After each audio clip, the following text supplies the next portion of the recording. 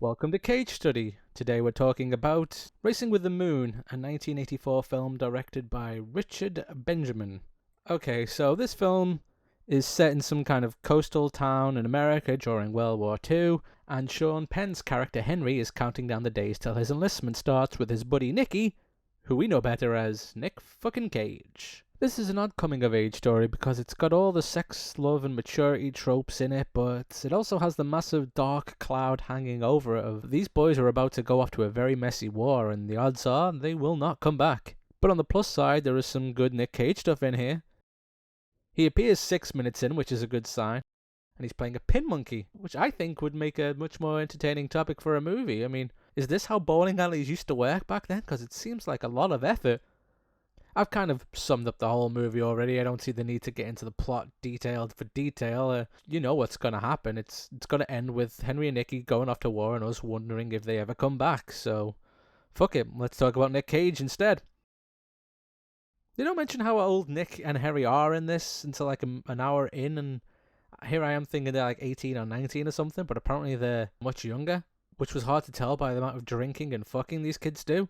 But staying on the Nick Cage here, Nicky's storyline for this movie is that he's knocked up his girlfriend, so we can add abortion to this movie's fun topic list.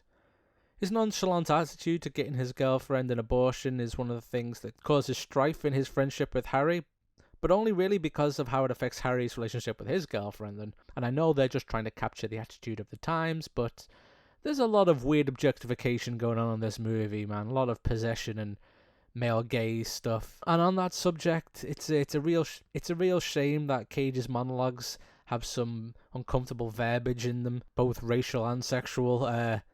Again, I know it's what the character would say at the time, but still, yeesh. Really ruins a good little bit of dialogue. I'm not trying to speed through this video, I just really don't think there's many interesting things to talk about in the movie apart from the Cage show. So let's do our 3 questions of Cage Study. Is it a good movie? I mean, if you like old Oscar bait, sure.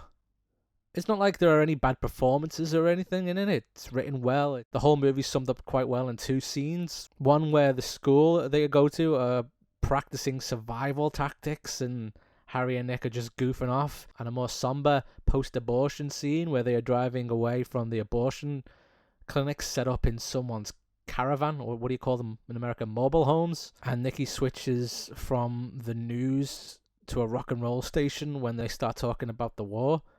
It shows that these guys are just kids, and whether they are bunking off school or trying to deal with some big life issues thrown their way, they also have this huge death lottery hanging over them, and it's heavy stuff. But I don't think the movie worked hard to convey how heavy that is. I don't think they wanted to. I think they wanted it to be light, with the dark shadow of the war being an occasional thing, but I would say it would have made a much more interesting movie if they inversed that, made it darker with moments of light. But that's my take. But also, given that I've never heard anyone talk about this movie before, I don't think it's a classic. Is it a bad movie? No, I don't think it's fair to call it a bad movie. It's fine. It's just not my kind of thing. If you like drama, then you may well be into this. The most important question of all, though, is it a good Nick Cage film?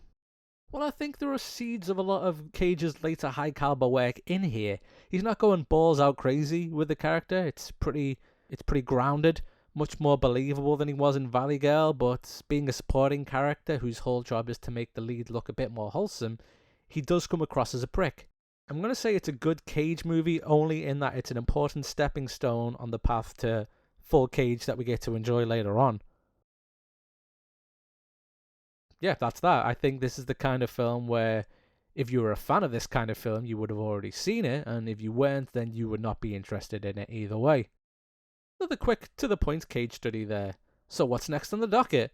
Why, it's The Cotton Club, a film I have not yet seen, but a quick glance at the IMDb says that old Bob Hoskins is in it, so I look forward to checking that out. And while I do, why don't you check out the other videos on this channel? Segway, motherfucker. Yeah, and like and subscribe and all that, because I get absolutely no monetization from this, and I'm not asking for Patreons and things. I'm just doing this to grow. I make these videos to grow the numbers on the channel so I can So when I'm pitching ideas to actual industry people, I can say I have a following on YouTube. So please be that following, guys. If you want to see more videos, I need more numbers.